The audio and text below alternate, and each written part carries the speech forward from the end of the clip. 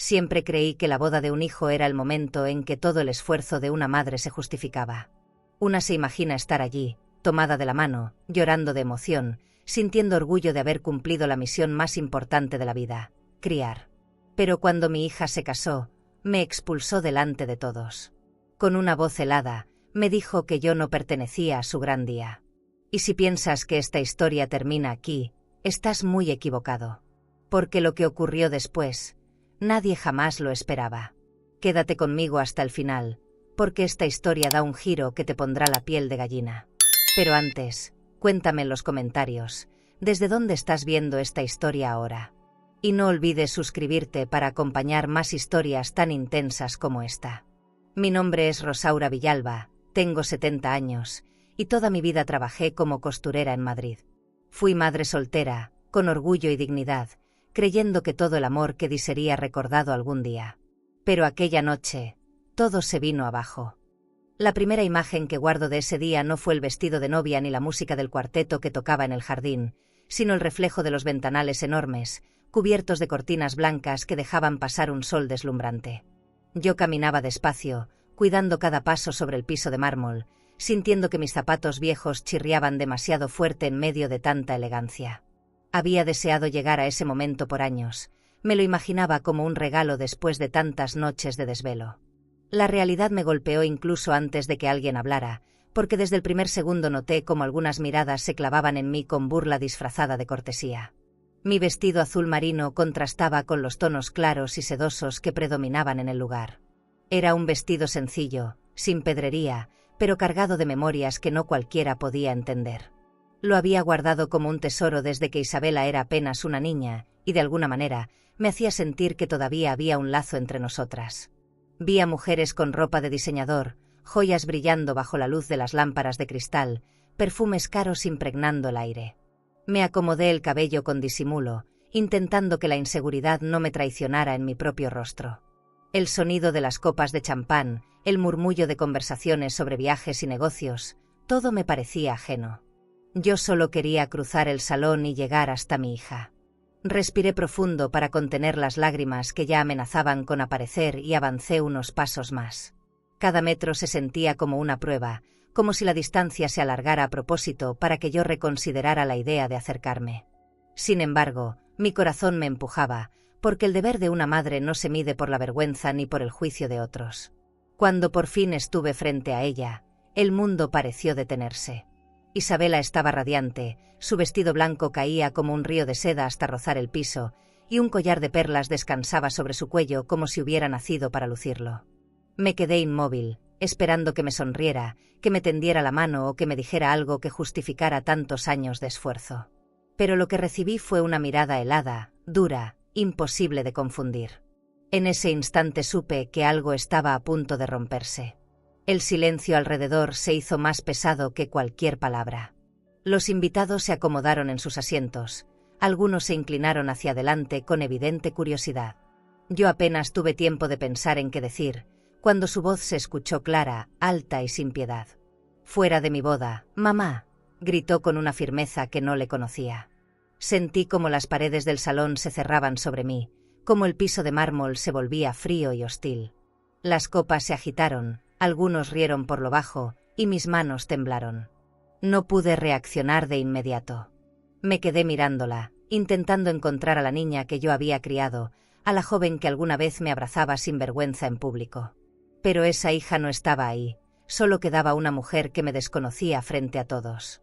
El noivo intentó decir algo, pero ella lo calló con un gesto de la mano. Mi pecho ardía, no por las palabras exactas, sino por la frialdad con la que fueron dichas. Era como si yo fuera una intrusa en su vida, alguien que debía ser borrada de esa fotografía perfecta. Una amiga de ella, con un vestido bordado en pedrería, murmuró lo suficientemente fuerte para que yo lo escuchara. ¿Esa es su madre? ¡Qué horror! Esa frase me atravesó como un cuchillo. Sentí como las miradas se multiplicaban sobre mí, algunas con lástima, otras con desprecio abierto. Me mordí los labios para no llorar frente a todos. La vergüenza no fue solo por lo que dijo mi hija, sino por lo rápido que los demás se unieron al juicio silencioso. Esa risa contenida, esos gestos apenas disimulados, Me quemaban más que cualquier insulto. Me giré lentamente, sin decir una palabra más. Caminé hacia la salida con la poca dignidad que me quedaba, escuchando cómo detrás de mí seguían los murmullos y el tintinear de cubiertos contra platos de porcelana. Cada paso era un recordatorio de que yo no pertenecía a ese mundo de lujo ni de apariencias. No había bolso de cuero, ni perfume caro, ni joya que pudiera devolverme el lugar que acababa de perder frente a todos. Lo único que tenía era la tristeza que se acumulaba en mi garganta y el recuerdo de lo que alguna vez fuimos. Al cruzar el jardín iluminado con guirnaldas de cristal, levanté la mirada al cielo para no dejar que las lágrimas cayeran frente a esos desconocidos.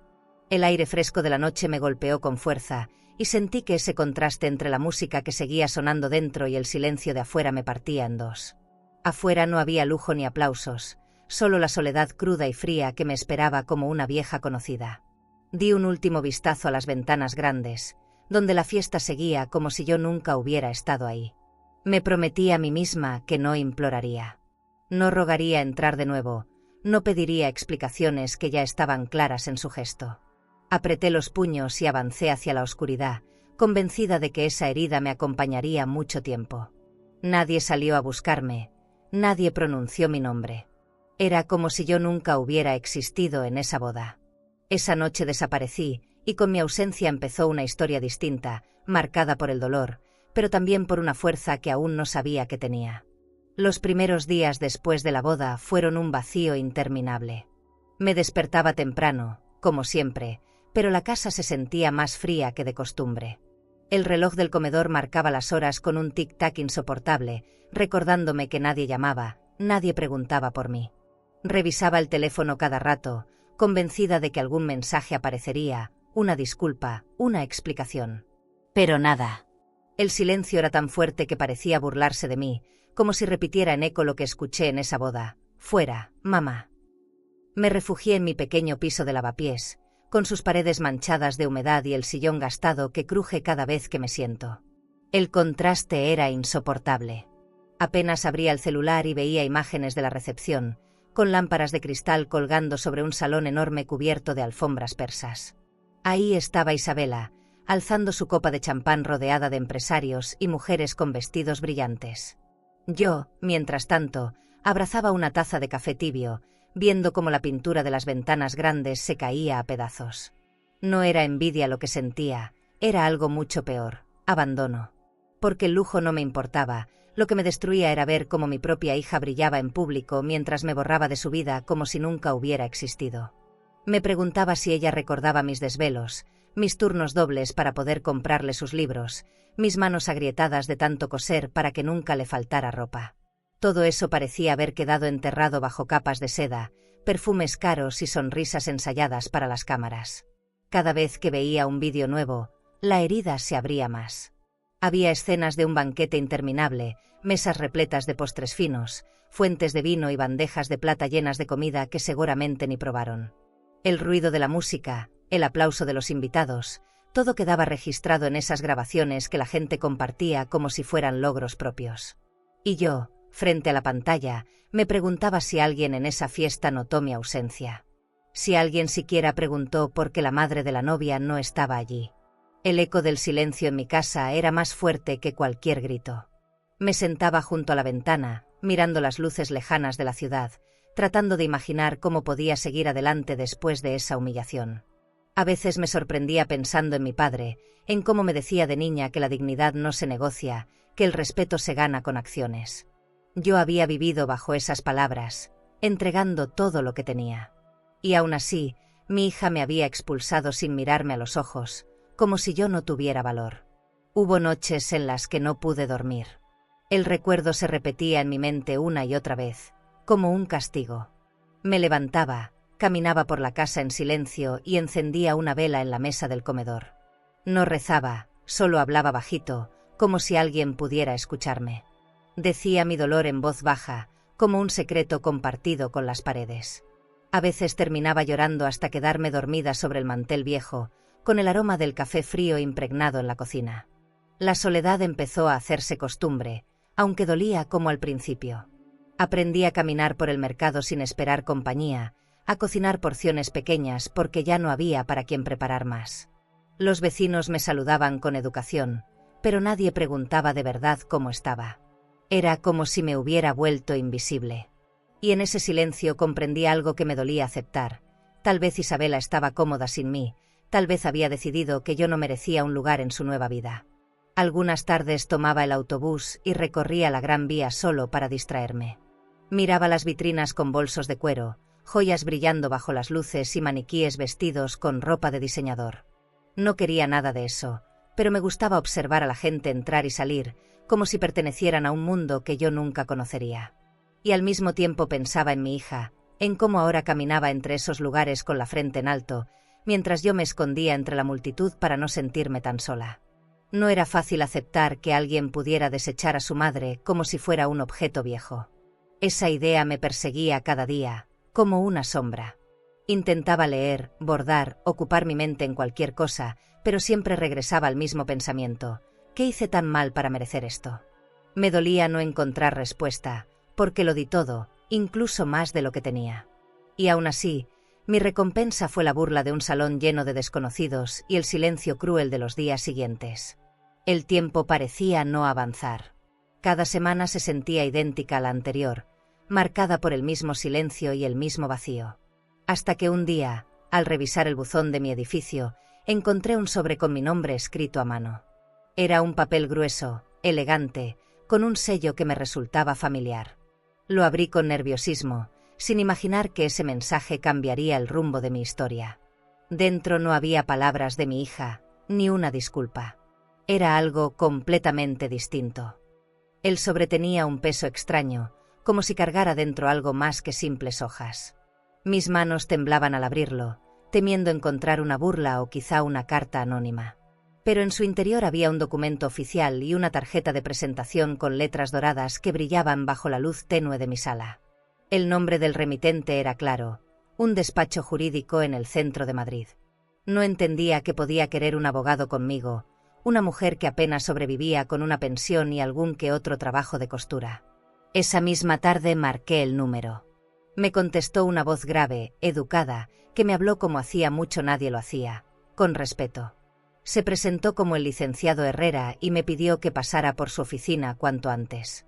Dudé, pensé que podía ser un error, incluso una estafa. Pero algo en su tono me transmitió seguridad, así que al día siguiente tomé el metro y me encaminé hacia el edificio que aparecía en la tarjeta. Era un lugar imponente, con puertas de madera tallada y ventanales enormes que reflejaban la ciudad. Al entrar, sentí que no pertenecía ahí. La recepción tenía un aroma a perfume caro, las paredes estaban adornadas con cuadros modernos y las sillas de cuero brillaban impecables. Mi ropa sencilla y mis zapatos gastados parecían gritar que yo no era cliente habitual de ese lugar. Aún así, respiré hondo y di mi nombre. En pocos minutos, me hicieron pasar a una oficina amplia, con libreros de madera oscura, una lámpara de cristal sobre el escritorio y el licenciado esperándome de pie. Me saludó con una sonrisa discreta y me ofreció sentarme. Sus movimientos eran pausados, como si estuviera acostumbrado a tratar con personas nerviosas. Abrió una carpeta gruesa y colocó los documentos frente a mí. No entendí de inmediato lo que veía. Reconocí la caligrafía de mi padre en una de las firmas. El abogado habló despacio, como quien anuncia algo delicado. Señora Villalba, hemos encontrado un testamento antiguo de su difunto padre. Usted es la heredera legal de varias propiedades. Mis oídos zumbaban. Herencia. Propiedades. Palabras que nunca habían formado parte de mi vida. Pedí que lo repitiera, convencida de que había escuchado mal. Pero él lo confirmó con calma, explicándome que se trataba de fincas, viñedos en La Rioja y algunas cuentas bancarias que habían quedado a mi nombre. Sentí que el aire se me iba. Yo, que apenas lograba pagar el recibo de la luz, resultaba ser dueña de bienes que sonaban irreales. Era como si me hablara de otra persona, no de mí. Le confesé que no entendía nada, que mi hija siempre había vivido rodeada de lujos, pero yo nunca recibí nada. El licenciado asintió y dijo que probablemente ella había estado usufructuando lo que en realidad me correspondía. Esas palabras me sacudieron más que cualquier golpe. Podía ser que Isabela viviera rodeada de vestidos de diseñador, viajes en hoteles boutique y cenas en restaurantes elegantes gracias a algo que pertenecía legalmente a mí. Sentí una mezcla de rabia y miedo, porque la verdad empezaba a tomar forma. Tomé los papeles con las manos frías, leyendo los nombres de lugares que apenas conocía. Las cifras parecían inalcanzables, números que nunca había visto en mi vida, más propios de cuentas conjuntas en bancos de millonarios que de la mía. De pronto, me invadió una sensación de injusticia. Mientras yo bordaba hasta la madrugada para comprar comida, mi hija presumía bolsos de cuero, joyas y viajes a través de una riqueza que, sin saberlo, me pertenecía. El corazón me latía con furia contenida. El licenciado me observó en silencio, como esperando mi reacción. Yo apenas podía hablar. Recordaba las veces que pedí ayuda y recibí excusas, los días en que me faltó dinero para medicinas y ella me cerró la puerta. Y ahora descubría que todo ese mundo de lujo que mostraba con orgullo tenía cimientos construidos sobre lo mío. Sentí que el piso de la oficina se movía bajo mis pies. Me levanté, caminé hasta la ventana y vi a la gente allá abajo, viviendo su vida sin imaginar lo que pasaba en esa habitación. Me volví hacia él, con lágrimas contenidas y una voz que apenas me salía. Le pregunté qué debía hacer. Él cruzó las manos sobre el escritorio y me dijo con firmeza: «Usted debe decidir si quiere reclamar lo que le pertenece. La ley la respalda. Nadie puede quitarle lo que es suyo». Esas palabras se clavaron en mi mente. No era solo un asunto de dinero, era mi dignidad la que estaba en juego. Por primera vez en mucho tiempo, tuve frente a mí una posibilidad de cambiar el rumbo. Guardé silencio unos segundos, observando los documentos que parecían brillar sobre la mesa. Mi respiración se agitaba y sentía el peso de cada recuerdo, de cada humillación. Me quedé pensando en Isabela, en cómo reaccionaría al descubrir que todo lo que presumía podía desmoronarse en un instante. No respondí de inmediato, porque necesitaba procesarlo. Pero el licenciado insistió con suavidad: «Piénselo bien. Esta es una decisión que puede darle un nuevo comienzo». Salí de esa oficina con la certeza de que mi vida ya no volvería a ser la misma. Regresé a mi piso con los documentos bajo el brazo, como si llevara un tesoro que no sabía si me pertenecía o una carga imposible de sostener. Dejé la carpeta sobre la mesa, junto a un florero vacío que llevaba meses sin flores, y me quedé mirándola como si fuera un objeto extraño. No podía quitarme de la cabeza la palabra herencia. La repetía en silencio, intentando darle sentido. Yo, que nunca tuve nada, de pronto tenía en mis manos algo que podía cambiarlo todo. Esa noche apenas dormí. Me levanté varias veces, prendí la televisión, caminé por la cocina. Cada rincón de mi casa me recordaba lo que había sacrificado: el sofá hundido por los años, las paredes manchadas de humedad, el armario con ropa que ya ni cerraba bien. Y al mismo tiempo pensaba en Isabela, rodeada de muebles nuevos, bolsos de diseñador, relojes de oro y cenas en restaurantes elegantes. Me ardía el pecho de coraje, porque yo me había conformado con las obras mientras ella vivía de lo que era mío. Al día siguiente decidí salir a caminar por la Gran Vía, como si al ver las vitrinas pudiera ordenar mis pensamientos. Había escaparates repletos de joyas, perfumes caros y ropa de diseñador que brillaba bajo los focos. Gente entrando y saliendo con bolsas de cuero, riendo, disfrutando de un mundo que siempre me pareció ajeno. Me detuve frente a una tienda de abrigos de terciopelo, observando mi reflejo en el cristal. No me reconocí. Vi a una mujer cansada, con los ojos apagados, pero que todavía guardaba algo de dignidad en la mirada. Me pregunté qué haría mi padre si estuviera vivo. Él siempre me repetía que la dignidad no se vende, que uno debe luchar por lo que le corresponde. Recordar su voz me dio fuerza. Saqué la carpeta de mi bolso barato y volví a repasar cada documento. Los nombres, las firmas, las propiedades, todo estaba en orden. Sentí un escalofrío recorrerme al imaginar que Isabela pronto tendría que mirarme a los ojos y reconocer la verdad. Pero también me asaltaba el miedo de perderla para siempre. Me senté en una banca frente a un café elegante, donde los meseros servían capuchinos en tazas de porcelana. Saqué de nuevo la carta del abogado y la leí como si buscara una trampa. No había nada sospechoso, todo era legítimo. Cerré los ojos unos segundos y pensé: tal vez el silencio es la mejor venganza. Dejar que la vida la sorprenda, que la verdad caiga sola sin que yo tenga que mover un dedo. Pero otra voz dentro de mí me decía que debía actuar, que era momento de tomar una decisión clara. Volví a casa con el corazón acelerado. Encendí la radio para romper el silencio y me serví un café fuerte. Coloqué la carpeta frente a mí y, como si hablara con alguien, le dije en voz alta: si voy a hacerlo, será ahora. Tomé una hoja en blanco y escribí mi nombre completo, como si con eso confirmara mi derecho. Me temblaba la mano, pero cada letra era un paso hacia adelante. Sabía que la vida no me había dado muchas oportunidades, y esta era quizá la última. Pensé en Isabela en ese momento, tal vez viajando con Íñigo a un hotel boutique o gastando su tarjeta de crédito en un spa de lujo, mientras yo dudaba en un piso pequeño. Me hirvió la sangre al imaginarla brindando con champán sin sospechar que todo lo que tenía estaba sostenido en una mentira. Esa imagen me dio el valor que me faltaba. No era venganza lo que buscaba, era justicia. Y sobre todo, respeto. Yo merecía al menos eso después de tantos años de silencio. Esa tarde llamé al abogado y le dije que aceptaba. Su voz sonó firme, como si hubiera estado esperando esa respuesta desde el primer día. Muy bien, señora Villalba, comenzaremos con los trámites. Tendrá que firmar algunos documentos en el banco para retirar fondos bloqueados y registrar de nuevo las propiedades a su nombre. Sentí que mis piernas se aflojaban. Era real. Ya no había vuelta atrás. Ahora el poder estaba en mis manos y debía aprender a cargarlo.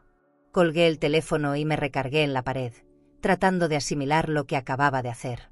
Una mezcla de miedo y alivio se apoderó de mí. No era solo dinero, eran años de humillaciones reclamando su lugar. Cerré los ojos y vi la imagen de Isabela gritándome aquel fuera de mi boda. Y me prometí que nunca más me volvería a sentir tan pequeña. Quizá había llegado la hora de demostrarle que una madre puede desaparecer, pero también puede regresar más fuerte que nunca. El atardecer tiñó de naranja las ventanas de mi sala cuando guardé los papeles en una carpeta nueva. Esta vez ya no los vi como un misterio, sino como una herramienta. Me quedé de pie un largo rato, observando cómo la luz se apagaba poco a poco, mientras en mi interior algo comenzaba a encenderse. Era miedo, sí, pero también era una fuerza que no sabía que tenía. Esa noche entendí que había tomado mi primera decisión en mucho tiempo, y que esa decisión iba a cambiarlo todo. ¿Y tú? Si tu propio hijo te humillara en público y luego descubrieras que todo lo que presume le pertenece en realidad a ti, ¿te quedarías callada o reclamarías lo que es tuyo? No regresé de inmediato a enfrentarla. Decidí observar desde lejos, como si el tiempo me diera la distancia necesaria para entender qué hacer. Durante semanas, mis días se volvieron una rutina silenciosa: salir temprano, caminar por calles donde nadie me conocía y espiar fragmentos de la vida de Isabela a través de las redes sociales. Cada publicación era un golpe directo. Fiestas en mansiones con sofás de terciopelo, cenas en restaurantes con columnas de mármol, viajes en coches de alta gama con las ventanillas abajo y el viento jugando con su cabello. Todo parecía tan lejano de mi mundo que costaba aceptar que, en realidad, le pertenecía a mí. La primera vez que vi una transmisión en vivo, casi tiré el celular al piso. Isabela sonreía, brindando con copas de champán francés en un salón iluminado por lámparas de cristal. A su lado, Íñigo presumía un reloj de oro mientras hablaba de negocios con otros hombres trajeados. Me dolió ver cómo ella me había borrado incluso de sus palabras. Hablaba de su esfuerzo, de su éxito, como si detrás de esas paredes no existiera la historia de una madre que se partió el alma para sostenerla. Yo tragaba en seco, sintiendo que esa pantalla era una barrera que me mantenía afuera de todo.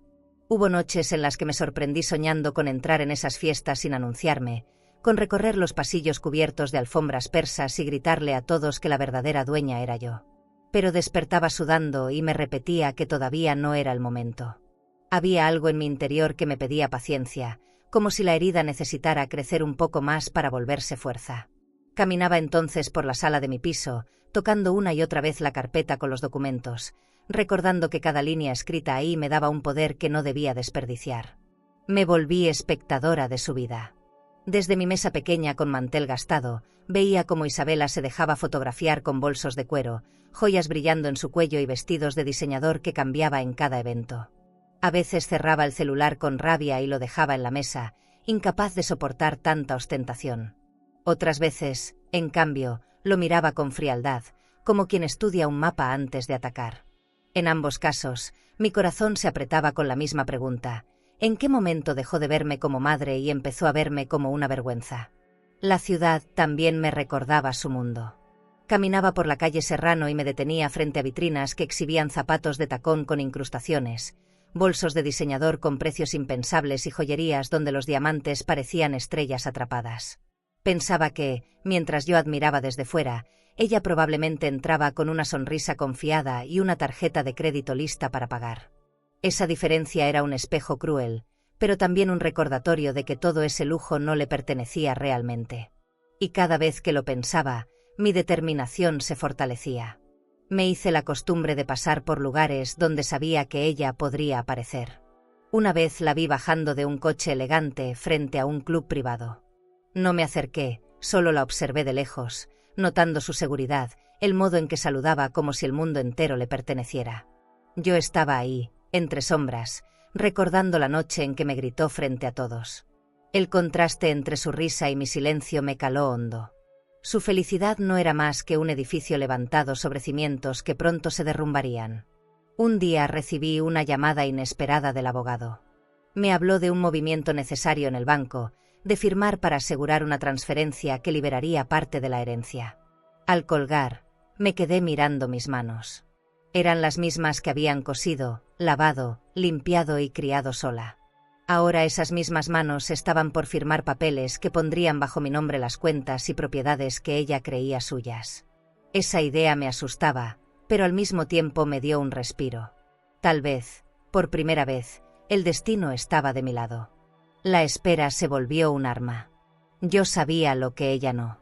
Observaba cómo organizaba cenas en su casa con jardín privado, cómo mostraba orgullosa su decoración moderna y muebles importados. Y en cada detalle veía la ironía. Esa casa, esas paredes, esa comodidad, pronto dejarían de ser suyas. Mi silencio se convirtió en un secreto poderoso, un escudo que me protegía mientras preparaba el momento de actuar. Era como sostener una carta bajo la manga en un juego donde la otra persona ya celebraba la victoria. Pasaron semanas hasta que el destino me envió la señal que necesitaba. Revisando el buzón de mi edificio, encontré un sobre blanco con letras elegantes. Lo abrí con calma, aunque mi corazón golpeaba fuerte. Era una invitación a la renovación de votos de Isabela e Íñigo. Una ceremonia lujosa en Marbella, con invitados de alto nivel y una recepción en una finca rodeada de jardines privados. Sentí como el aire se me cortaba. No era casualidad.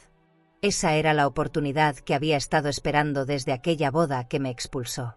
Esa noche no pude dormir. Caminaba de un lado a otro en mi sala, acariciando el sobre, imaginando cada detalle de lo que vendría. No se trataba solo de asistir, se trataba de aparecer con la verdad en mis manos. Sabía que nadie me esperaba, que muchos pensarían que no tendría el valor de mostrarme. Pero justo por eso debía hacerlo. El silencio había durado lo suficiente. Ahora tocaba romperlo con fuerza. El primer paso estaba dado. Había decidido que esa invitación no se quedaría guardada en un cajón. Iba a regresar, aunque fuera en secreto.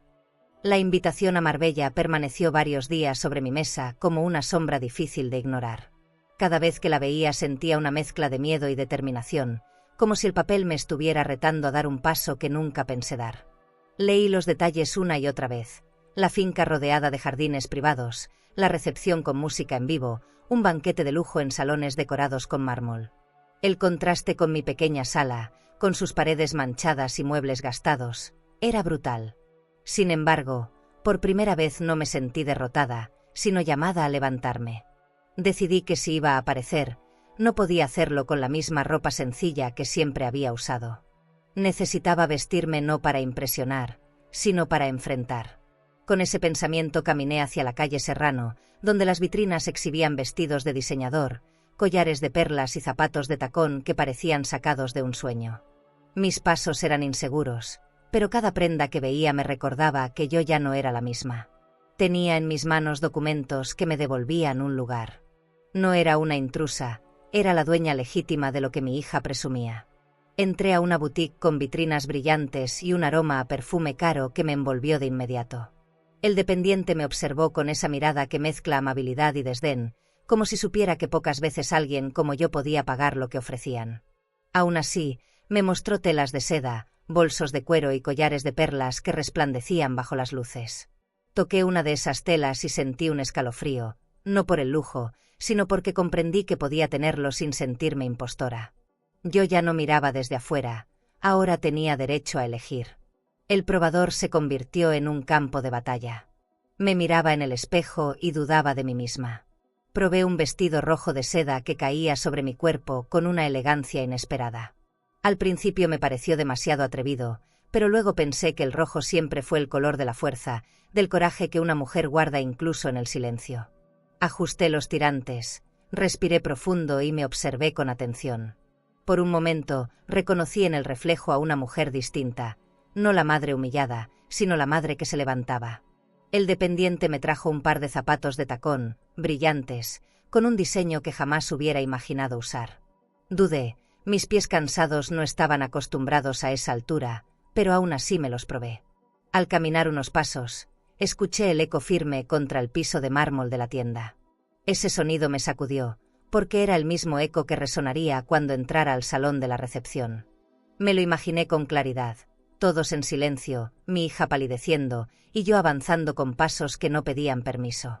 Pagando en la caja, mis manos temblaban. No por el precio, sino por la certeza de lo que estaba haciendo. El dinero salió de una cuenta recién desbloqueada gracias al abogado, una transferencia que sentí como justicia en papel. Por primera vez en años, no me sentí culpable al gastar. No era derroche, era una inversión en mi propia dignidad. Guardé la bolsa con cuidado, como si llevara en ella no solo ropa, sino un pedazo de mi nueva vida. El dependiente sonrió, sin saber que estaba presenciando un renacimiento. Al salir, el aire frío de la calle me acarició el rostro. Caminé con la bolsa en la mano, apretándola como un secreto poderoso. Miraba las luces de la ciudad y por primera vez no sentí que me pesaban encima, sino que me iluminaban el camino. Imaginé a Isabela arreglando su casa con flores caras y velas de cristal para su gran evento. Ella no sospechaba que, en silencio, yo ya me preparaba para aparecer y voltear su mundo al revés. El pensamiento me dio una calma extraña, una calma que escondía un huracán. De regreso en casa, saqué el vestido de la bolsa y lo colgué frente a la ventana. La tela roja brillaba con la luz tenue de la lámpara, como si anunciara algo inevitable. Me quedé mirándolo largo rato, preguntándome si de verdad tendría el valor de usarlo frente a todos. El miedo estaba ahí, pero también estaba la certeza de que no podía seguir escondiéndome. Guardé los zapatos y el vestido con cuidado, y supe que el día de la ceremonia ya no sería una simple invitación, sería mi escenario. Esa noche no encendí la televisión ni revisé el celular.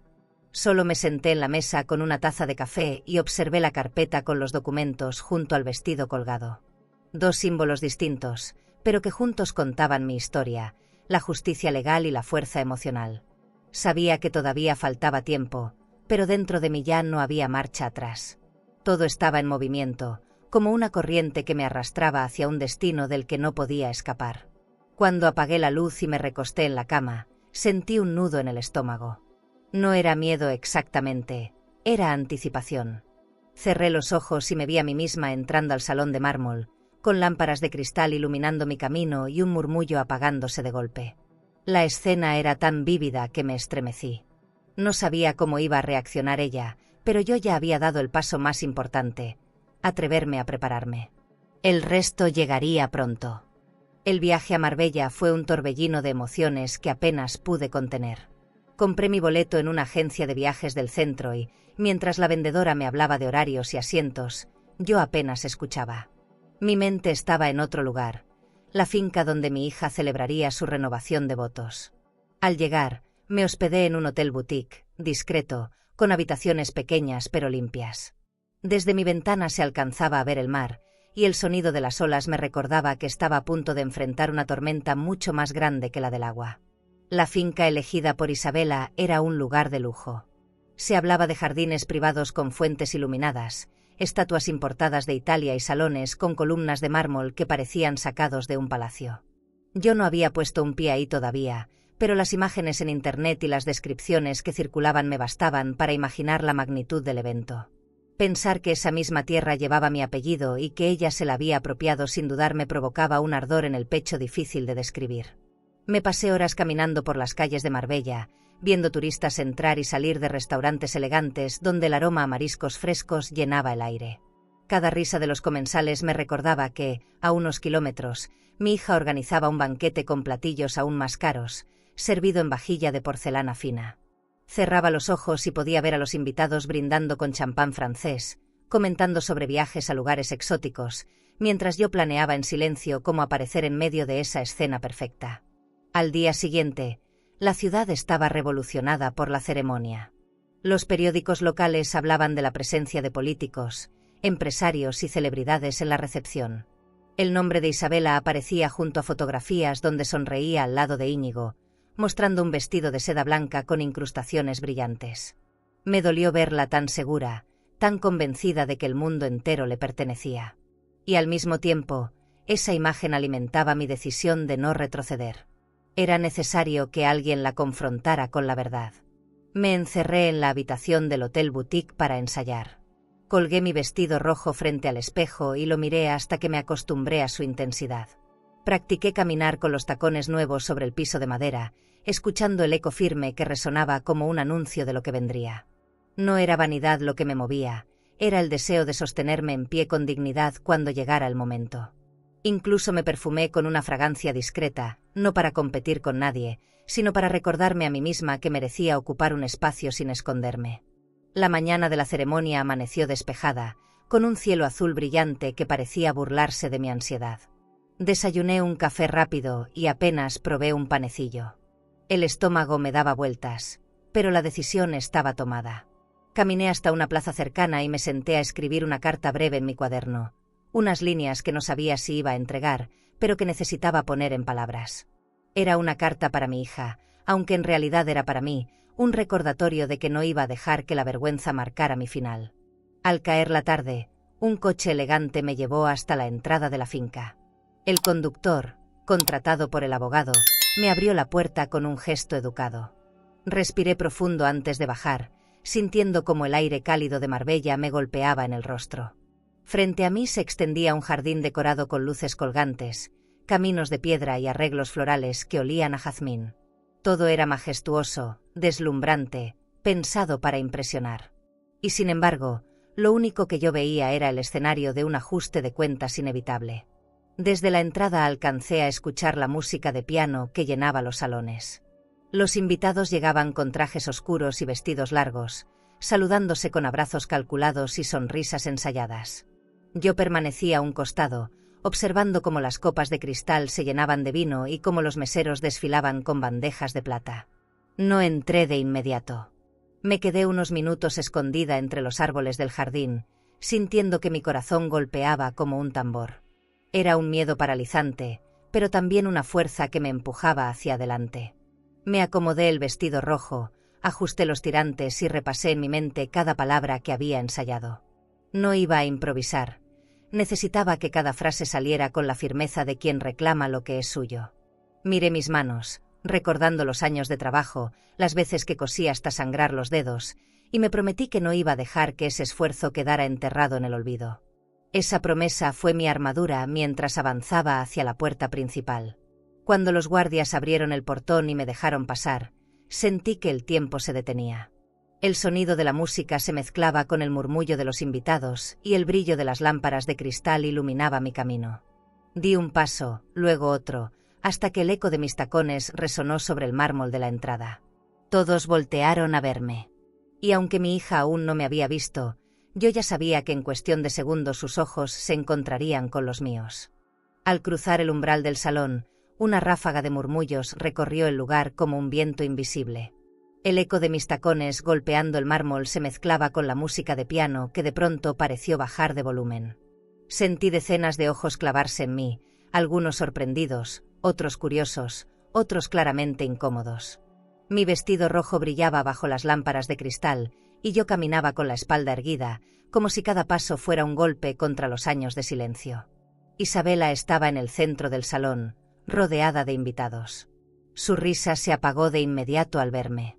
Palideció tanto que la copa de champán que sostenía tembló en su mano. Por un instante creí que me pediría salir, que repetiría aquel fuera de mi boda que todavía ardía en mis oídos. Pero no dijo nada. Se quedó inmóvil, observándome como si hubiera visto un fantasma que venía a cobrar cuentas pendientes. Y en cierto modo, así era. Avancé despacio, sintiendo como el perfume caro de las invitadas se mezclaba con el aroma de los canapés que circulaban en bandejas de plata. El salón, adornado con cortinas pesadas y alfombras persas, parecía contener la respiración. Cada detalle de lujo contrastaba con mi memoria del día en que fui echada con vergüenza. Ahora no era una invitada rechazada, era alguien que venía con una verdad imposible de ocultar. Íñigo intentó mantener la compostura. Caminó hacia mí con una sonrisa diplomática, como si buscara evitar un escándalo frente a políticos y empresarios. «Buenas noches, señora», murmuró, extendiendo la mano. Yo no la tomé. Mi silencio fue suficiente para que entendiera que mi presencia no era casualidad ni un gesto amable. El aire se volvió más denso, como si cada persona en ese salón supiera que algo importante estaba a punto de suceder. Me detuve a unos pasos de mi hija. La vi bajar la mirada hacia mi vestido, luego hacia mis zapatos, y finalmente hacia la carpeta negra que llevaba en mis manos. En ese instante comprendió que no estaba ahí para felicitarla ni para compartir una copa. Estaba ahí para exponer una verdad que ella había escondido con cuidado. Sus labios se apretaron y su gesto elegante se quebró por primera vez en público. El murmullo entre los invitados crecía. Alguien preguntó en voz baja quién era yo. Otro comentó que me parecía demasiado a Isabela como para ser coincidencia. Una mujer de vestido de seda azul susurró algo a su acompañante mientras me señalaba discretamente. Era evidente que nadie entendía por qué una anciana con tanta seguridad interrumpía una fiesta diseñada para impresionar. Y eso era exactamente lo que me daba fuerza, la intriga, la atención, el momento perfecto. Respiré hondo y me dirigí a todos con voz clara. «Perdón por interrumpir», dije, dejando que cada palabra se acomodara en el silencio. No levanté demasiado la voz. No lo necesité. El eco en las paredes y el silencio expectante amplificaron mi presencia. Abrí la carpeta y dejé ver los documentos, aunque aún no revelaba su contenido. Era suficiente con mostrarlos para que todos entendieran que traía algo más que una visita incómoda. Vi el rostro de Isabela transformarse en una mezcla de furia y miedo. Dio un paso hacia mí, susurrando apenas: «No puedes estar aquí». Sus palabras, aunque suaves, fueron un reflejo de aquel grito en la boda. Yo la miré fijamente, con la serenidad que da la verdad. Por primera vez, ella parecía la vulnerable, no yo. Y ese cambio de papeles me devolvió una fuerza que había olvidado que tenía. La música se detuvo de golpe, como si el pianista hubiera entendido que el verdadero espectáculo no estaba en las teclas, sino en el centro del salón. Todos callaron, esperando que alguien rompiera la tensión. Pero no lo hice de inmediato. Caminé hasta la mesa principal, coloqué la carpeta sobre el mantel de lino y apoyé mis manos sobre ella. El silencio era absoluto, tan pesado que podía escucharse hasta el roce de un abanico. Entonces supe que había llegado mi momento. Mi voz salió firme, sin temblores. He venido porque esta historia que celebran no es completa. Y hoy, todos ustedes, la van a escuchar. El murmullo se reactivó, un murmullo de sorpresa y expectativa. Isabela me miraba con los ojos llenos de furia contenida. Yo no aparté la mirada. Estaba lista para decir lo que guardé en silencio demasiado tiempo. ¿Y tú? Si tu madre entrara en tu fiesta con documentos capaces de cambiarlo todo, ¿la abrazarías o la echarías de nuevo frente a todos? Mis manos se aferraban a la carpeta como si fuera un escudo. La sala entera esperaba que hablara, y por primera vez en mucho tiempo no me tembló la voz. Miré a todos y luego a mi hija. «Esta finca no es tuya, Isabela. Es mía». La frase salió firme, directa, y rebotó contra las paredes de mármol. Hubo un silencio denso, seguido por un par de risas nerviosas. Creían que se trataba de un arrebato de una madre despechada. Pero yo no estaba ahí para rogar compasión. Estaba ahí para desenmascarar la mentira. Isabela reaccionó con violencia contenida. Golpeó la mesa con la copa de champán y gritó: «Eres una mentirosa, todo esto lo construí yo». Sus palabras fueron recibidas con murmullos incómodos. Algunos invitados bajaron la mirada, otros me observaron con atención, esperando más. Íñigo, su esposo, se quedó paralizado, como si no supiera de qué lado colocarse. Lo miré un segundo y vi en su rostro algo parecido a la duda. Era la primera grieta en la fachada perfecta de mi hija. Abrí la carpeta y mostré los documentos. Las firmas de mi padre estaban ahí, claras, innegables. El abogado, que ya estaba presente en el salón, se levantó de su asiento y con voz solemne confirmó lo que yo decía. Según la ley, la señora Rosaura Villalba es la única propietaria legítima de esta finca y de las propiedades vinculadas. Un murmullo recorrió la sala, esta vez más fuerte. Nadie podía reírse ahora.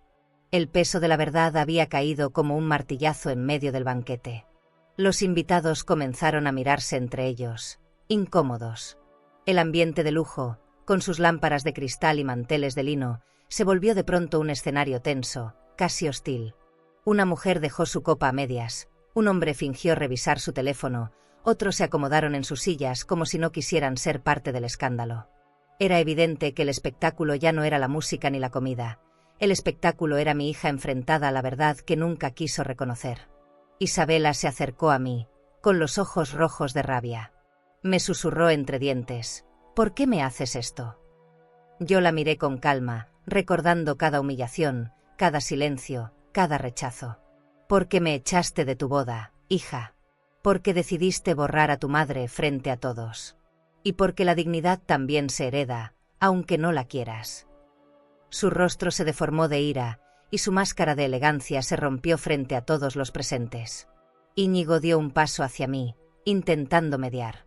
No sabía nada de esto, murmuró con un tono más de sorpresa que de apoyo a su esposa. Esa frase fue otra grieta que debilitó aún más a Isabela. Ella lo miró como si lo odiara por no defenderla. Yo aproveché ese instante de silencio para colocar los documentos sobre la mesa principal, al lado de las copas de cristal y los platos con restos de banquete. Era simbólico, la verdad puesta justo en medio de todo lo que ella presumía como suyo. El abogado continuó explicando detalles legales, pero ya no era necesario. La expresión de los invitados lo decía todo. Algunos ya se alejaban discretamente de la mesa de Isabela, otros se limitaban a observarme con respeto. Yo no necesitaba gritar, no necesitaba alzar la voz. El peso de los documentos hablaba por mí. Cada firma, cada sello, cada palabra escrita en esas hojas eran ladrillos que derrumbaban el castillo de apariencias que mi hija había construido. Me quedé de pie, con la mirada fija en ella. No había triunfo en mi gesto, había algo más profundo, la certeza de que había recuperado mi lugar. Sentí que la Rosaura que fue echada entre burlas y vergüenza ya no existía. Ahora estaba otra, una mujer que cargaba con años de silencio, pero que al fin había encontrado la manera de hacerse escuchar. Ese contraste era tan grande que me costaba reconocerme. Isabela trató de defenderse, diciendo que todo lo había logrado con esfuerzo, que yo solo buscaba arruinar su felicidad. Pero nadie la creyó. El ambiente había cambiado por completo. Lo que antes eran risas y copas levantadas, ahora eran miradas evasivas y conversaciones apagadas. El salón de lujo se había convertido en un tribunal silencioso, y ella estaba en el banquillo de los acusados. Yo, sin buscarlo, me había vuelto la jueza de esa escena. En ese instante entendí que no necesitaba humillarla con más palabras. El silencio era suficiente. Dejé los documentos a la vista de todos, me giré y comencé a caminar hacia el centro del salón. El eco de mis tacones volvió a resonar, marcando el ritmo de su caída. Nadie se atrevió a detenerme. Y mientras avanzaba, supe que el verdadero derrumbe estaba apenas por comenzar. La primera en reaccionar fue mi hija. Se levantó de su silla con un movimiento brusco, el vestido de seda blanca se agitó como una ola que pierde forma en la orilla. Intentó recuperar la compostura, pero el temblor en sus manos la delataba. «Mamá, no puedes hacerme esto», gritó con una voz que ya no tenía la elegancia ensayada de antes. La sala entera contuvo el aliento. Y yo, de pie frente a ella, solo pensé en aquel día en que me gritó fuera de mi boda sin un atisbo de compasión. Los invitados empezaron a apartarse de su mesa, como si la vergüenza fuera contagiosa. Vi cómo las parejas se tomaban de la mano discretamente y se alejaban hacia los extremos del salón. Los empresarios con trajes impecables se inclinaban para murmurar entre ellos, fingiendo que no veían lo que estaba ocurriendo. El lujo que la rodeaba se volvió un escenario cruel. Las lámparas de cristal iluminaban cada lágrima que se acumulaba en sus ojos, los manteles de lino parecían demasiado puros para la mentira que había sostenido durante años. Íñigo, desconcertado, intentó acercarse a ella, pero la duda en su mirada fue evidente. «Isabela, yo no sabía nada», alcanzó a decir en voz baja. Ella lo fulminó con una mirada cargada de reproche. Fue como si todo lo que habían construido juntos comenzara a fracturarse en ese mismo instante. Yo lo observaba de lejos, recordando que él también me había dado la espalda aquel día, aunque en silencio. Ahora, su silencio lo estaba condenando frente a todos. La música ya se había detenido por completo, y el salón se llenó de un murmullo incómodo. El pianista recogía sus partituras con apuro, los meseros intentaban pasar desapercibidos con bandejas de plata aún cargadas de copas y postres intactos. Cada rincón del salón reflejaba la tensión, como si las paredes mismas fueran testigos de una escena que nadie esperaba presenciar. Yo permanecía inmóvil, dejando que el derrumbe de Isabela ocurriera frente a los ojos de quienes siempre la aplaudieron. Ella volvió a gritar, esta vez con un tono desesperado. «Todo esto es mío. Yo lo trabajé, yo lo merezco». Pero su voz sonaba vacía, hueca, como un eco que rebota contra paredes demasiado altas. Nadie la apoyó. Nadie levantó la voz en su defensa.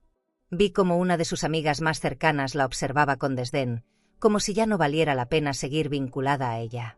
La soledad en medio de tanta gente era un castigo que no había planeado, pero que se estaba cumpliendo sin que yo dijera una palabra. Me acerqué un poco más, lo suficiente para que pudiera escucharme sin necesidad de alzar la voz. «Tú me echaste de una boda, hija. Hoy yo te echo de esta casa», le susurré. Sentí que mis palabras la atravesaban como un cristal roto. Su rostro se contrajo de rabia, pero también de miedo. Era la primera vez que me veía con esa firmeza. No como madre que suplica, sino como madre que decide.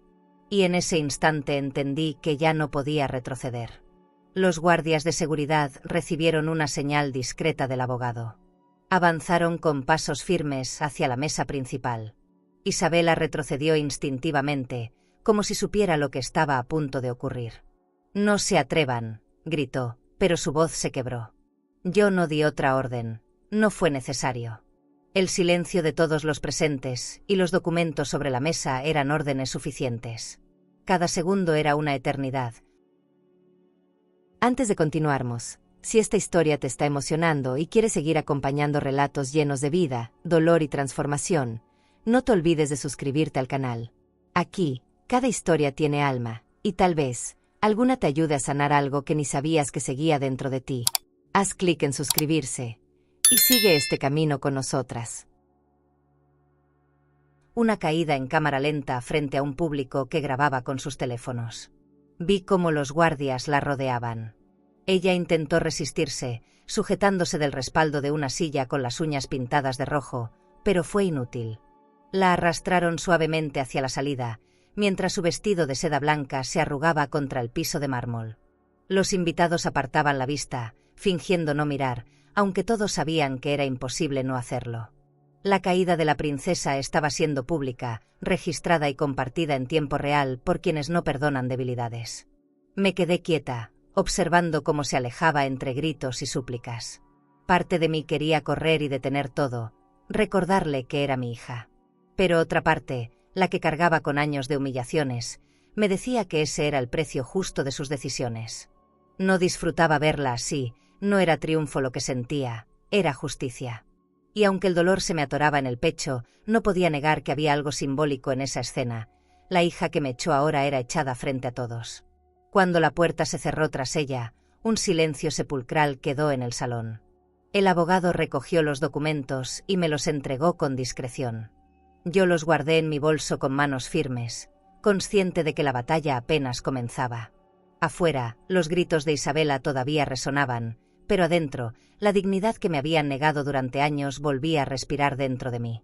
Sabía que lo peor para ella no era haber perdido propiedades, sino haber perdido el respeto de quienes antes la miraban con admiración. Los gritos de Isabela aún se escuchaban afuera mientras los guardias la sacaban del salón. Yo me quedé de pie, observando cómo su figura se iba perdiendo entre el murmullo de la multitud. Los invitados evitaban cruzar miradas conmigo, como si temieran ser arrastrados también en el escándalo. Vi a algunos tomar discretamente sus abrigos y bolsos de cuero, aprovechando la confusión para retirarse sin despedirse. El lujo que había sido un símbolo de poder se convirtió en un telón que acompañaba la humillación de mi hija. El eco de sus tacones golpeando el mármol mientras se resistía quedó grabado en mi mente. Nunca imaginé verla así, arrastrada entre súplicas y reproches, con el maquillaje corrido y el vestido arrugado. Era como si la imagen perfecta que ella había construido durante años se derrumbara frente a mis ojos. Y lo más doloroso era que no se trataba de un accidente, sino de la consecuencia de sus propias decisiones. Yo no la empujé, ella misma me había empujado mucho antes. Los teléfonos en alto capturaban cada instante. Vi luces rojas parpadear mientras grababan su salida, asegurándose de que esa caída no se olvidara. En pocos minutos estaría en redes sociales, y lo que Isabela había querido mostrar como la cúspide de su vida se transformaría en su mayor humillación. Pensé en las veces que ella me dejó fuera de sus fotos, borrándome como si no existiera. Ahora sería imposible borrarse a sí misma de un vídeo que todos verían. El destino, a veces, tiene formas crueles de equilibrar las cosas. Cuando la puerta se cerró, el salón quedó en un silencio extraño, pesado, incómodo. Nadie sabía qué hacer. Algunos invitados intentaron retomar la conversación, pero sus voces se escuchaban débiles, rotas, como si supieran que nada volvería a ser igual. Yo permanecí sentada, con la carpeta en mi bolso, observando el vacío en la mesa principal. Esa silla vacía, la de la princesa de la noche, era un recordatorio brutal de cómo todo puede cambiar en segundos. Íñigo regresó al salón con el rostro desencajado. Intentó disculparse con algunos invitados, murmurando que todo se resolvería pronto, pero nadie le creyó. Sus palabras se perdían entre miradas de desconfianza y gestos de desaprobación. Yo lo vi de reojo, y aunque por un momento pensé que vendría hacia mí, decidió mantenerse lejos. Tal vez porque sabía que yo no tenía nada que explicar, mientras él estaba atrapado en un matrimonio que acababa de desmoronarse frente a todos. Los meseros, incómodos, siguieron sirviendo vino y postres como si nada hubiera pasado. Pero la elegancia se había evaporado. Las copas de cristal tintineaban en manos temblorosas, y los manteles de lino ahora parecían manchados por la vergüenza colectiva. El lujo ya no impresionaba a nadie. Era un escenario hueco, un disfraz que no podía ocultar lo evidente. La reina del banquete había caído, y nadie estaba dispuesto a sostenerla. Me levanté despacio y caminé hacia una de las ventanas grandes del salón. Afuera, alcanzaba a ver la figura de Isabela siendo escoltada hacia la salida principal. Sus joyas brillaban bajo la luz de los focos, pero no había nada de gloria en ese brillo, solo desesperación. Sus gritos pedían compasión, pedían que alguien interviniera, pero nadie se movió. La indiferencia de los demás fue tan cruel como la humillación misma. Ella, que tantas veces me dio la espalda, ahora conocía el filo de ese gesto. Cerré los ojos por un instante, intentando procesar lo que estaba sintiendo. No había satisfacción en mí, solo una mezcla de tristeza y justicia. La madre que un día fue expulsada ahora miraba a la hija expulsada, y la ironía me dolía tanto como me daba fuerza. Recordé la niña que fue, recordé cómo corría hacia mí en los parques, cómo se dormía en mis brazos después de un día largo. Y ahora estaba ahí, reducida a una figura rota, lejos de la dignidad que alguna vez imaginé para ella. El salón comenzó a vaciarse poco a poco. Los invitados se marchaban en silencio, algunos con rostros tensos, otros comentando en voz baja. El abogado se acercó y me preguntó si quería retirarme también. Negué con la cabeza. Necesitaba quedarme un poco más, sentir el peso de lo que acababa de ocurrir. No era un triunfo, era un parteaguas. Algo me decía que el verdadero derrumbe de Isabela apenas estaba empezando, y que lo de esa noche sería solo el inicio de una caída mucho más larga. Me quedé sola junto a la mesa principal, viendo el mantel aún arrugado y las copas a medio llenar. Toqué con la punta de mis dedos el lugar donde ella había estado sentada, como si necesitara comprobar que no había sido un sueño. El eco de su salida todavía retumbaba en mi pecho. Afuera, seguramente seguía gritando, pero adentro, el silencio era absoluto. Y fue ahí donde comprendí que la caída de mi hija no había terminado. Apenas había comenzado su verdadero exilio. Los días posteriores al banquete fueron un torbellino que me sobrepasó. No pasaron ni 24 horas cuando los titulares comenzaron a circular: la madre que recuperó lo que era suyo, el derrumbe de la boda perfecta. Las imágenes y vídeos se viralizaron en cuestión de minutos, mostrando a Isabela siendo escoltada entre gritos y súplicas. Yo miraba esas noticias en la televisión de mi sala, con el control remoto en la mano temblorosa. Jamás imaginé que mi dolor privado se convertiría en un espectáculo público.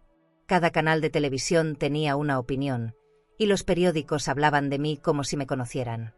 Algunos me llamaban valiente, otros cruel. Leí comentarios en redes donde unos me defendían y otros me criticaban sin piedad. Decían que yo debía haber callado, que los trapos sucios se lavan en casa. Pero nadie sabía lo que era ser echada de una boda frente a todos. Nadie conocía la herida de ser tratada como un estorbo por la propia hija que criaste sola.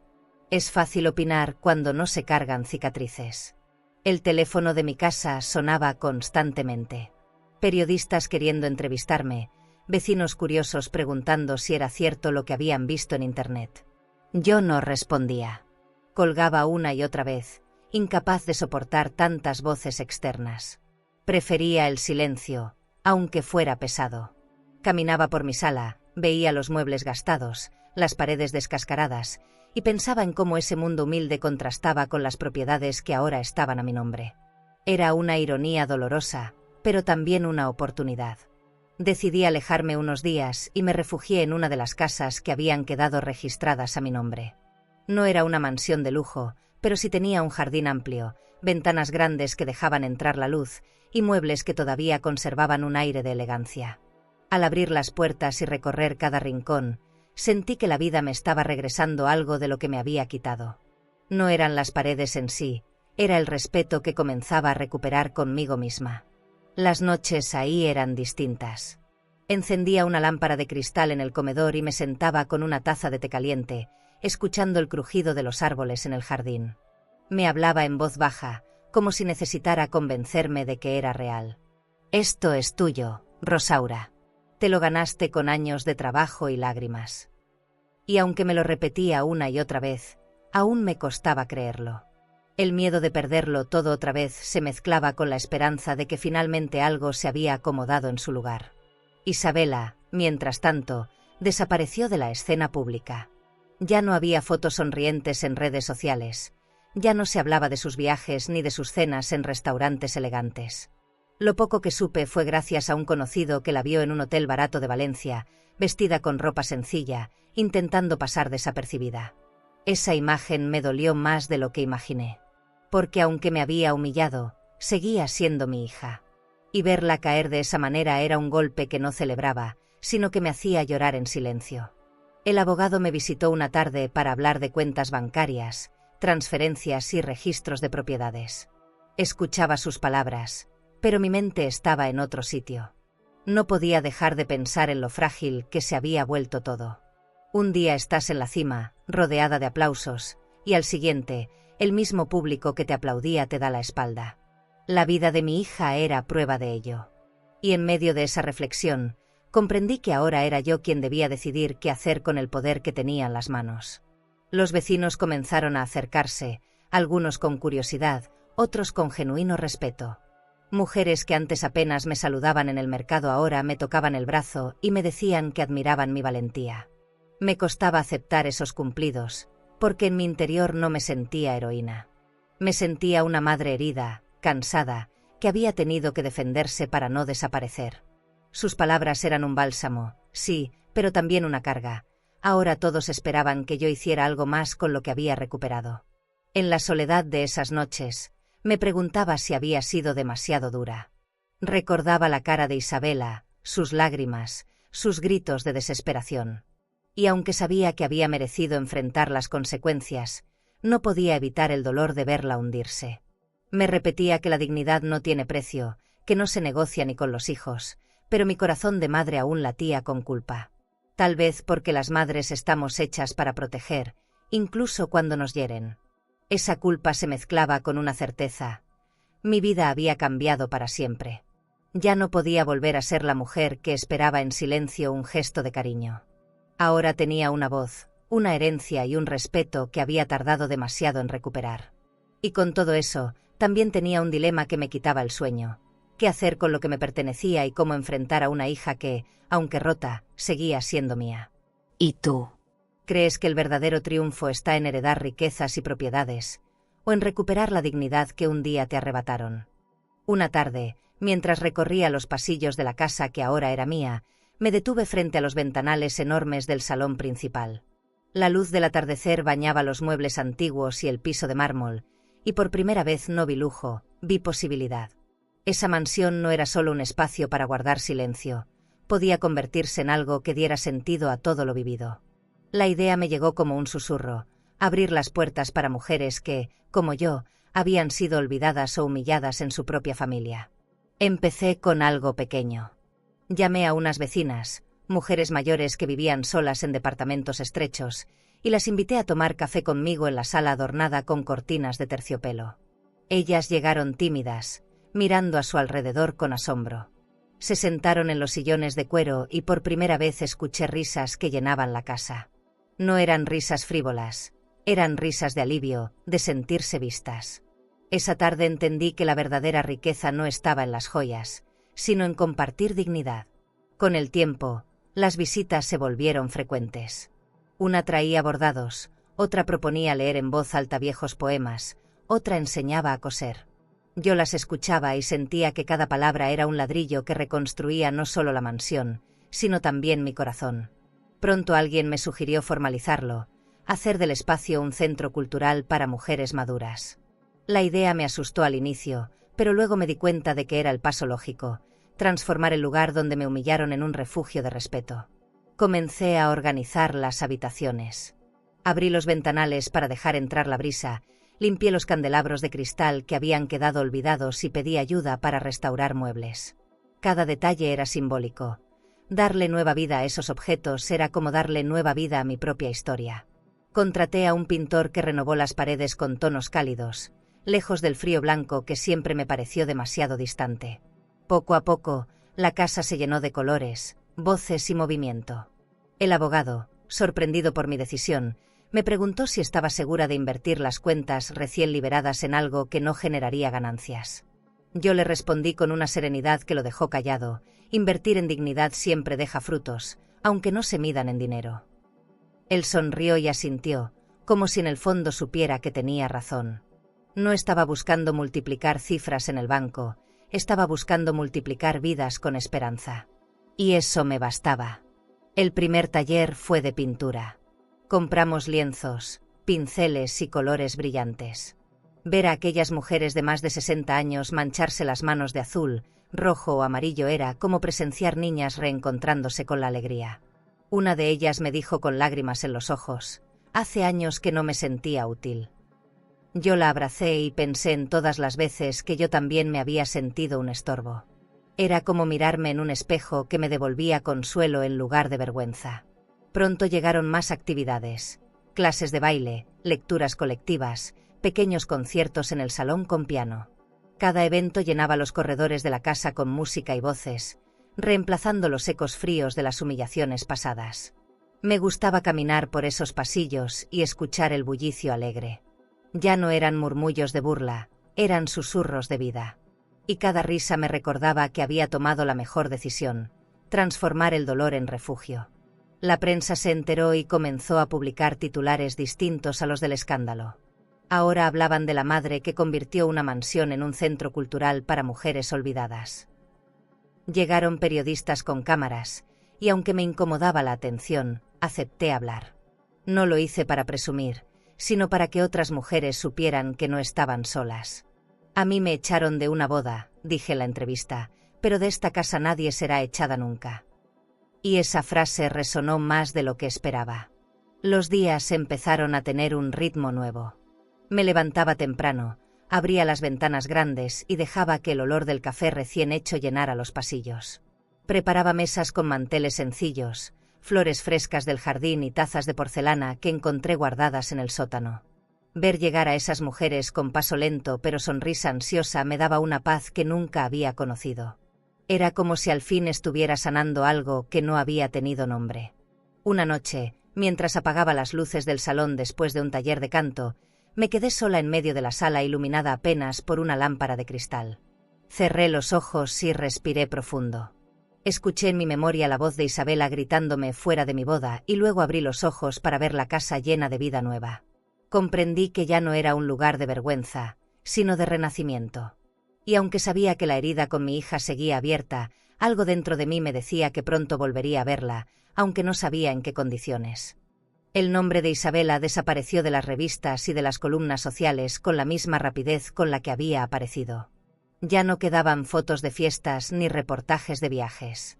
Lo poco que supe al inicio fue por rumores, que se había mudado a un departamento pequeño en Valencia, que ya no usaba vestidos de diseñador ni joyas llamativas, que caminaba con ropa sencilla tratando de no llamar la atención. La mujer que una vez presumió tenerlo todo ahora se escondía entre cortinas viejas y paredes agrietadas. Una vecina de allá me llamó para contarme que la había visto entrar en un hotel barato, cargando una maleta pequeña y con la mirada perdida. No preguntó por qué estaba ahí, pero todos lo sospechaban. Ya no tenía amigos que la respaldaran, los mismos que antes brindaban con ella en restaurantes elegantes ahora le daban la espalda. La alta sociedad es cruel. Te aplaude cuando brillas y te borra cuando caes. Y mi hija estaba aprendiendo esa lección a golpes. Yo me enteraba de fragmentos de su vida como si fueran piezas de un rompecabezas triste. La vi en un vídeo corto, transmitido en redes, intentando vender cursos de etiqueta desde una sala con paredes desnudas. Hablaba con una voz forzada, tratando de sonar confiada, pero sus ojos no mentían. Estaban apagados, sin el brillo altivo de antes. Cada palabra era un intento desesperado de sostener una fachada que ya nadie compraba. Los comentarios se llenaban de burlas y críticas. Me dolía verla así, aunque no lo dijera en voz alta. Recordaba cuando era niña y me pedía ayuda para memorizar poemas o cuando soñaba con ser bailarina. Esa inocencia se había perdido en algún punto del camino, reemplazada por la obsesión de aparentar. Y ahora, frente a una cámara barata y una conexión débil de Internet, estaba pagando el precio de haber elegido las apariencias sobre el amor verdadero. Como madre, esa imagen me desgarraba más que cualquier insulto. Una noche, no pude dormir y encendí la televisión. Cambiando de canal, me encontré con un programa local que hablaba del desplome de Isabela de Villalba. Mostraban imágenes suyas entrando sola a supermercados baratos, comparando precios de comida, mirando con cuidado las etiquetas. El público reía, como si su desgracia fuera entretenimiento. Yo apagué el televisor de golpe, con el estómago revuelto. No podía soportar que la humillaran de esa manera, aunque ella me hubiera hecho lo mismo a mí. El abogado vino a verme al día siguiente para hablar de trámites pendientes en el banco. Mientras repasaba documentos y transferencias, yo apenas lo escuchaba. Lo interrumpí y le pregunté si sabía algo de mi hija. Él bajó la mirada y, con voz seria, me dijo que estaba endeudada, que había intentado usar una tarjeta de crédito bloqueada y que la habían rechazado frente a todos en una tienda. Esa imagen me atravesó como una daga. No lo dije, pero sentí un nudo en la garganta. Con el tiempo, supe que había intentado buscar apoyo en viejos amigos. Pero nadie respondió. Las invitaciones que ella tanto repartía se habían agotado, y ahora, cuando tocaba puertas, nadie la recibía. Una mujer que alguna vez fue la anfitriona de cenas en salones de mármol ahora no encontraba un lugar donde sentarse sin ser juzgada. Pensé en la soledad que yo misma había sentido en mi pequeño piso, pero la diferencia era que yo nunca elegí esa soledad. Ella la había sembrado cuando decidió humillarme. A veces me preguntaba si la estaba castigando al quedarme en silencio. No era mi intención. Yo no buscaba verla arruinada, pero tampoco podía salvarla a la fuerza. Cada persona tiene que enfrentar las consecuencias de sus actos. Yo lo entendía porque lo había vivido. Y aunque la compasión me arañaba por dentro, sabía que acercarme demasiado pronto sería como negarle la oportunidad de aprender de su propia caída. Un domingo, mientras regaba el jardín de la casa convertida en centro cultural, me quedé pensando en ella. Imaginé a Isabela en un cuarto pequeño, quizá mirando al techo con lágrimas en los ojos, recordando todo lo que había perdido. Esa imagen me desgarró. Y sin embargo, también me recordó que la vida no se detiene. Yo no podía volver atrás, pero sí podía decidir qué hacer con lo que tenía frente a mí. un lugar lleno de mujeres que me necesitaban tanto como yo a ellas. Esa noche, justo cuando me convencía de seguir con mi rutina sin pensar en ella, escuché un golpe en la puerta. Me acerqué con cautela, y al abrir, la vi. Ahí estaba Isabela, con el rostro pálido, el cabello enredado y la mirada apagada. Tenía los ojos llenos de lágrimas y las manos vacías, como quien ya no tiene nada que ofrecer. El silencio entre nosotras fue tan intenso que me dolió en el pecho. Y supe que el momento del reencuentro había llegado. Abrí la puerta y ahí estaba Isabela, casi irreconocible. Sus ojos enrojecidos, su blusa arrugada y el temblor de sus manos decían más que cualquier palabra. Tardé en reaccionar. Me quedé inmóvil, sosteniendo la manija, mientras mi corazón golpeaba como si quisiera escaparse de mi pecho. Ella dio un paso al frente, con la voz quebrada. «Mamá, perdóname. Estoy sola». Y esa frase, tan simple, me atravesó como un cuchillo. No era la hija orgullosa que me echó de su boda, era una mujer rota. La invité a pasar. Caminó despacio por el recibidor iluminado por un candelabro de cristal.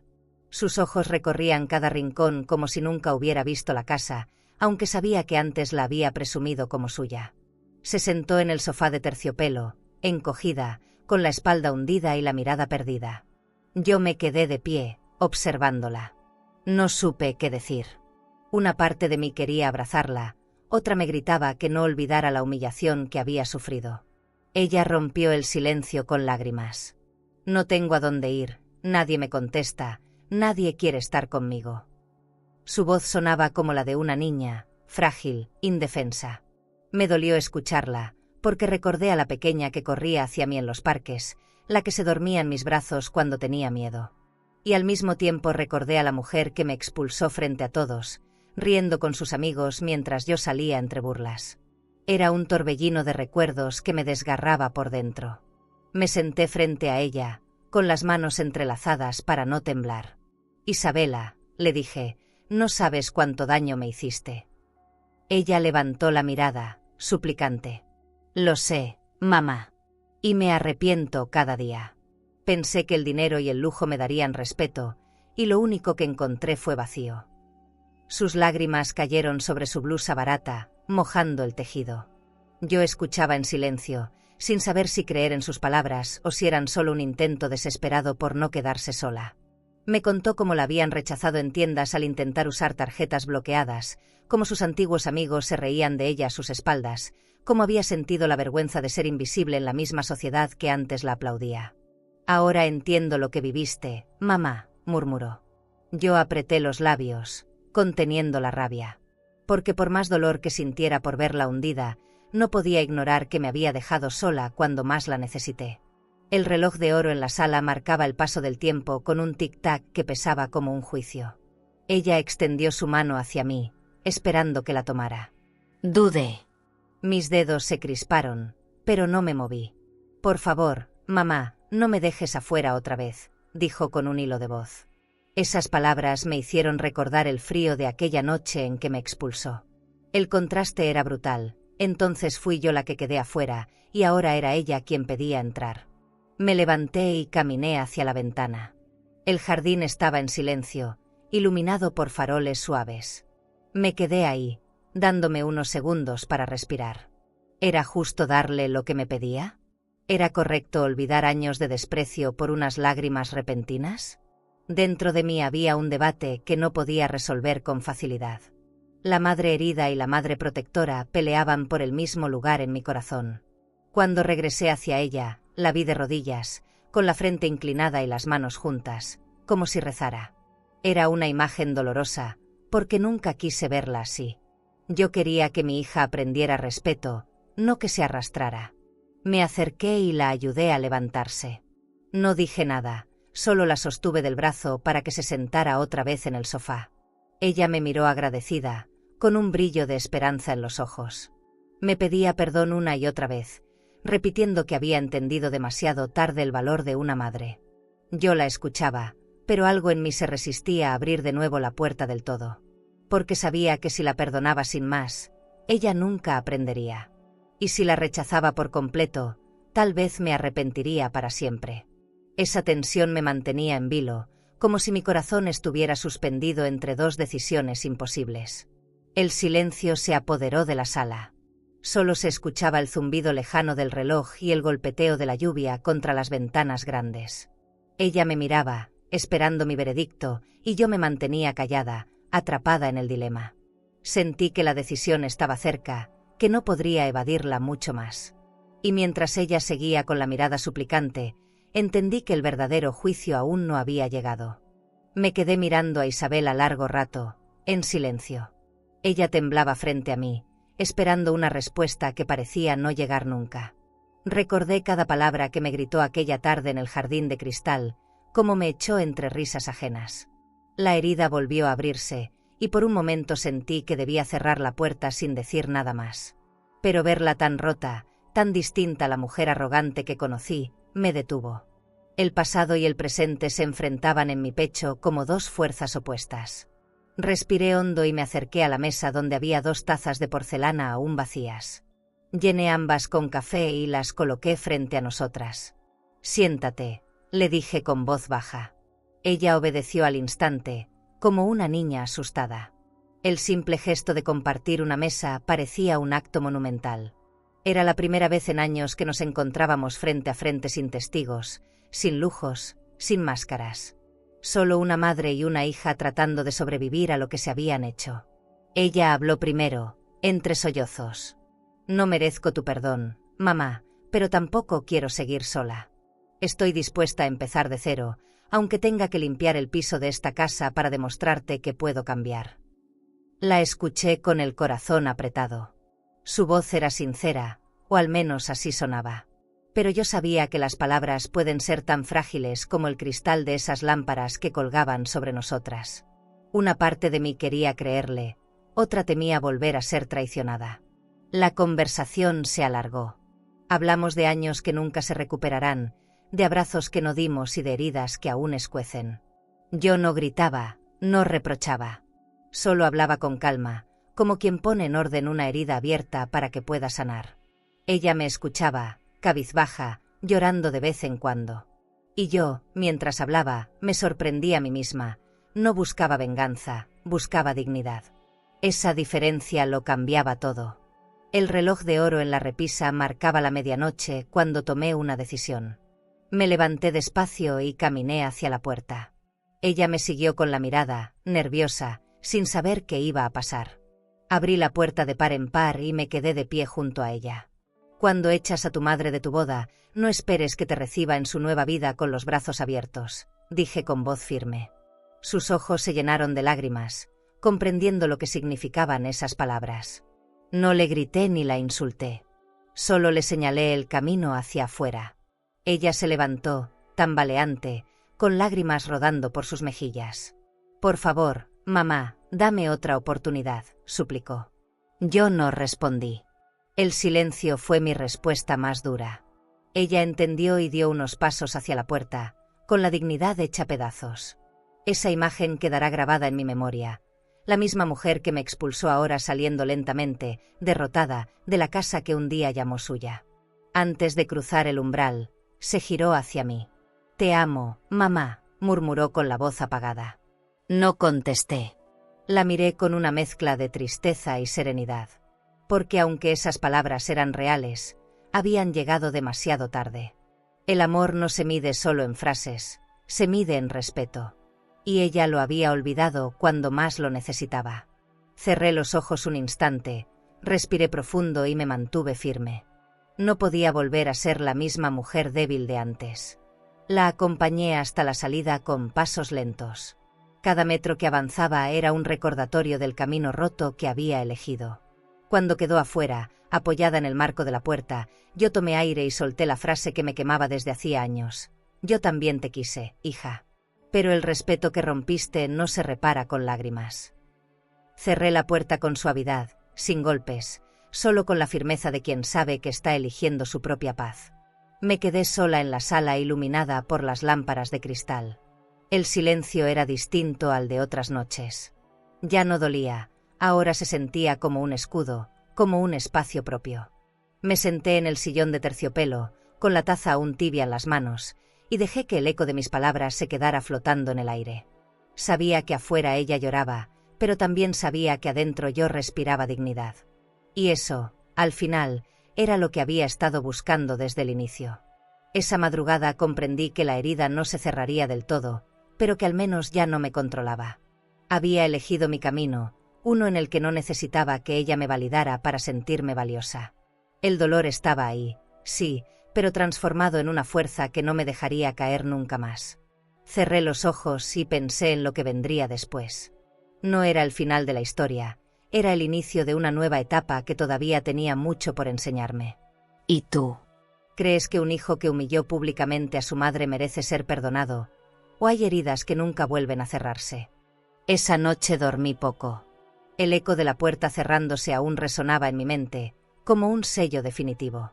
No era un portazo de rabia, fue un cierre suave pero firme, cargado de todo lo que no dije. Me levanté temprano, con el amanecer entrando por las ventanas grandes de la sala. Preparé café y lo serví en una taza de porcelana, como lo hacía desde que empecé a recibir a las mujeres del centro cultural. El aroma llenó la casa y, por primera vez en mucho tiempo, no se mezcló con tristeza. Caminé por el jardín húmedo por el rocío de la madrugada. Las flores que habíamos plantado con las vecinas comenzaban a abrirse, como pequeños recordatorios de que la vida siempre se abre paso, incluso después de los inviernos más largos.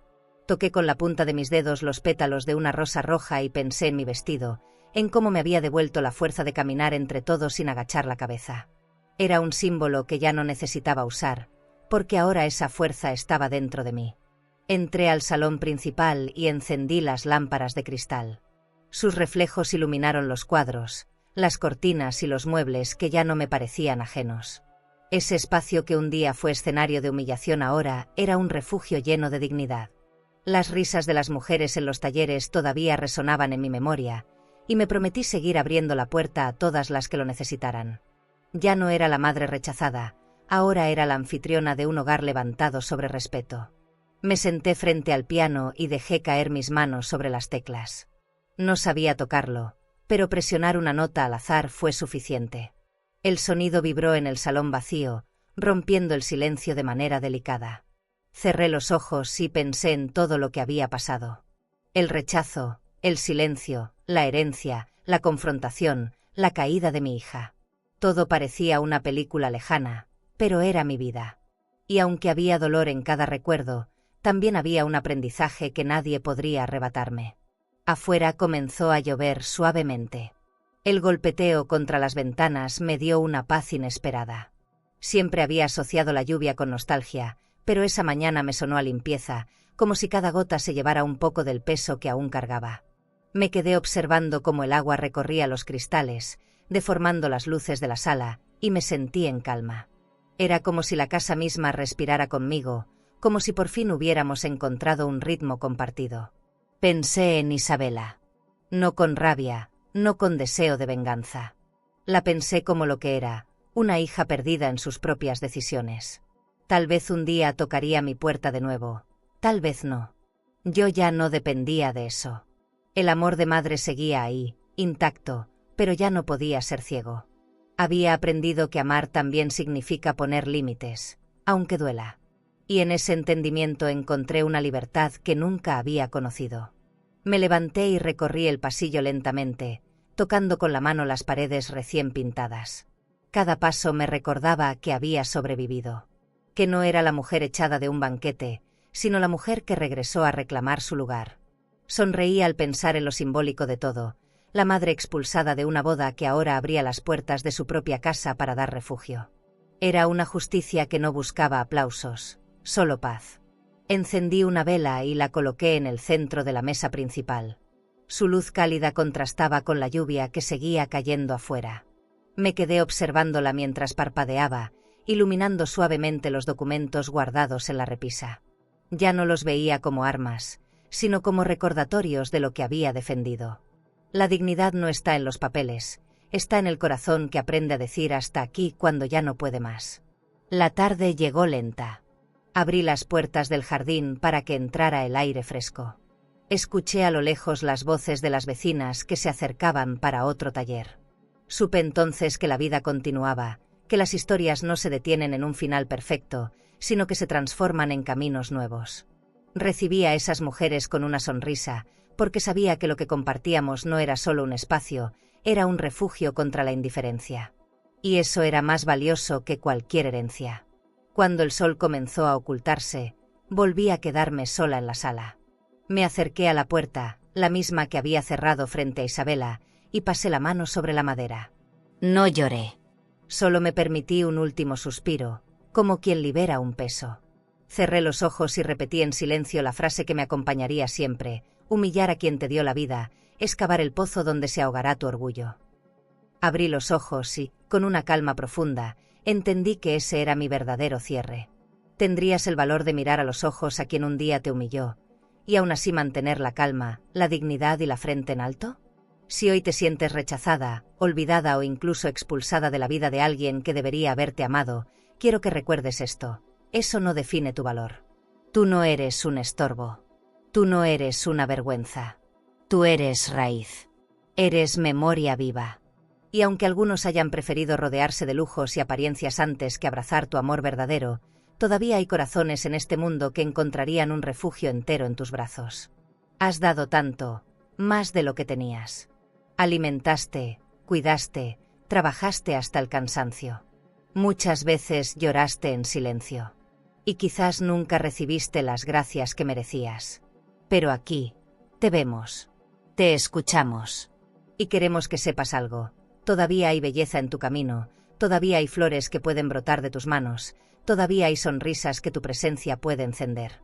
Tu dignidad es más valiosa que cualquier mansión o joya.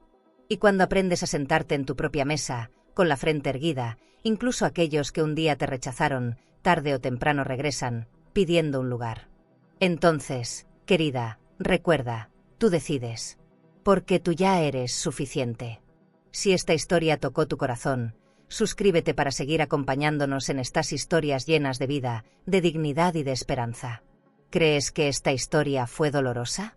Entonces espera a escuchar lo que pasó cuando una hija decidió vender la casa de playa de su madre, el Rolex de su padre, y darle como único regalo un asilo.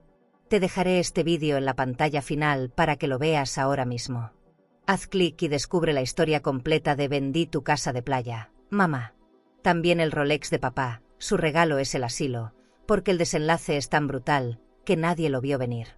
Suscríbete al canal y dale like para descubrir relatos que solo una mujer con cicatrices puede entender, secretos que se arrastran por años, decisiones que desgarran y verdades que llegan cuando ya es tarde o justo a tiempo.